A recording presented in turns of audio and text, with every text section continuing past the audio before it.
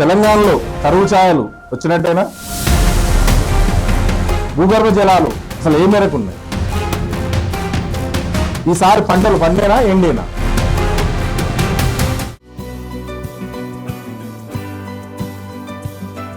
నమస్తే, మీరు చూస్తుంది యువతరంగం, ఇది సమాజాంతరంగం. నేను ఈ సిద్ధుగా. ఎలినినో ప్రభావాన్ని ప్రభుత్వము ప్రజలు చాలా తక్కువ అంచనా వేస్తున్నట్టు మనకు కనిపిస్తుంది. కానీ తెలంగాణలో యావత్ భారతదేశంలో కూడా కరువు కోరలు చాచింది. ఇప్పుడు ఇలాంటి పరిస్థితుల్లో భూగర్భ జలాలు అడుగంటాయి. హైదరాబాద్ లాంటి మెట్రో నగరాల్లో కూడా నీటి కటకట అనేది ఏర్పడింది. చాలా బోర్లు ఎండిపోయాయి. కాలనీలో నీటి కోసం అల్లాడుతున్నారు జనాలు. ఇక గ్రామీణ వాతావరణం చూసినట్లయితే పల్లెల్లో బోర్లు ఎండిపోయి, వేసిన పంటలు ఎండిపోయి రైతన్న గగ్గోలు పెడుతున్నాడు. భూగర్భ జలాలు ఎండిపోవడంతో పాటు వర్షమే వస్తుందన్నటువంటి ఆశ కూడా, నిజానికి జూన్లో వచ్చేటువంటి నైరుతి ఋతుపవనాలు ఇవాళ జూలై ఎండింగ్ వచ్చేసరికి కూడా ఎక్కడ చినకమ్మ చిగురిస్తలేదు. కాబట్టి రైతన్న ఆశలు కూడా ఆవిరైపోతున్నాయి. నిజంగా రైతన్న వర్షం కోసం కళ్ళు కాయలు కాసేలా ఎదురు చూస్తున్నాడు. కానీ వరుణుడు మాత్రం కరుణించడం లేదు. దీనికి గల కారణం చూసినట్లయితే ఎలినినో ప్రభావమే. పసిఫిక్ మహాసముద్రంలో ఉన్నటువంటి వాతావరణ మార్పులు ఏవైతే ఉన్నాయో, అక్కడ ఉన్నటువంటి ఉష్ణం వేడి ఏదైతే ఉందో అది ఎస్పెషల్లీ భారతదేశం లాంటి దేశంలో పూర్తి స్థాయిలో కరువును సంభవించేటువంటి పరిస్థితి ఏర్పడుతుంది. నిజంగా మనం పర్యావరణాన్ని పరిరక్షించే ఉద్దేశంతో ఏ రోజు మనం ఆలోచన చేయడం లేదు. చెట్లను నరికి వేస్తున్నాము. వాహనాల వినియోగం అధికమైంది. తద్వారా వాతావరణంలో మార్పులు అనేవి మారిపోయి ఈరోజు ఈ కరువుకు కారణమైంది మనమే. మనం చేసేటువంటి మానవ రూపంలో మనం చేసేటువంటి చర్యలు ఏవైతే ఉన్నాయో ఆ చర్యలే ఈ కరువును కొని తెచ్చుకునేలా ఈరోజు పరిస్థితి ఏర్పడింది. మరి ఇలానే కరువు గనక కంటిన్యూ అయితే ఈ కరువులో పంటలు పండేది ఎప్పుడు?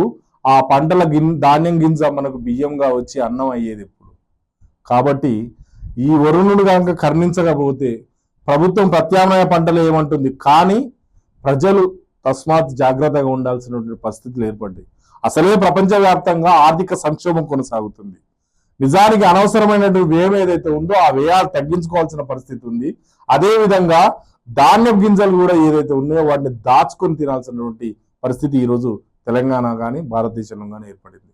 ప్రత్యామ్నాయ పంటలు ఉంటాయి, కానీ పండించిన పంట ఏదైతే ఉందో ఆ పండే పరిస్థితి లేదు. అలాంటప్పుడు ఆ గింజ నీ నోటి దాకా ఎలా వస్తుంది? ఆ గింజ పైన ఆశపడ్డటువంటి అన్నదాత బతికి ఎలా సాగుతుంది?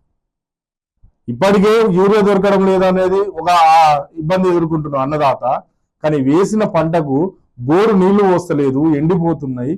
ఆ ఎండిపోవడంతో వేసిన పంట ఖర్చు ఏదైతే ఉందో అది కూడా తలకు మించిన భారంగా మారి అన్నదాత అప్పులోకి వెళ్ళేటువంటి ప్రమాదం ఏర్పడుతుంది.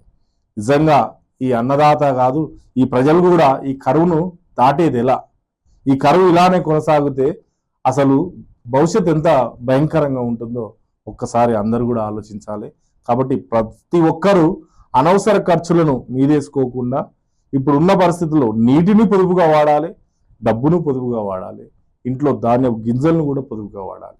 లేకపోతే ఆకలి కేకలు ప్రబలినటువంటి పరిస్థితులు ముందున్నాయి. ఈ రోజు మాట చిన్నగానే అనిపించవచ్చు, కానీ ఆకలి కేకలు వినిపించిన రోజు ఆ రోజు కడుపు కోస ఎంత దారుణంగా ఉంటుందో ఒక్కసారి ఆలోచించండి. అందుకే ప్రకృతిని కాపాడుకునేటువంటి ప్రయత్నం చేయాలి, మొక్కలు నాటాలి, వాహనాల వినియోగాన్ని కూడా తగ్గించాల్సినటువంటి అవసరం ఉంది. నిజంగా సమాజం పట్ల స్పృహ మనలో కలగాలి. ఆ స్పృహ లేనట్లయితే ఇలాంటి భయంకరమైనటువంటి ప్రకృతి విపత్కర పరిస్థితులను ఎదుర్కోవాల్సినటువంటి ప్రమాదం ఉంటుంది. అందుకే సమాజంలో బతకడం కాదు, సామాజిక స్పృహను కలిగి బతకాలి. సమాజంలో మనం ముందు వెళ్ళాలంటే ఆ సమాజంలో మన భాగం ఏంది, మన భాగస్వామ్యం ఏంది, మనం ఏం చేయాలన్నటువంటి సామాజిక బాధ్యతలను కూడా గుర్తెరగాలి. కాబట్టి అందరూ సామాజిక స్పృహను అలవర్చుకోవాలని కోరుతూ ఇది ఈరోజు టాపిక్. నమస్తే.